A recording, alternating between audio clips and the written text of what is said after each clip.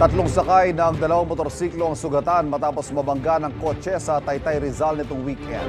Nabalian ng buto ang rider sa isang motorsiklo habang nagalusan naman ang magkaangka sa isa pang motor. Ayon sa pulisya, may iniwasan na isa pang motorsiklo ang kotse kaya napunta siya sa lane ng dalawang motorsiklo. Kita naman ng driver ang dalawang motorsiklo ang dumaan sa lane niya para mag-overtake. Aminado ang driver ng kotse na nakainom siya. Dinala sa ospital ang mga biktima. Maharap naman ang driver ng kotse sa mga reklamong reckless imprudence resulting in multiple physical injuries at damage to property. Kapuso, para laging una ka sa mga balita, bisitahin at mag-subscribe sa GMA Integrated News sa YouTube. Sa mga kapuso abroad, samahan nyo kami sa GMA Pinoy TV at sa www.gmanews.tv.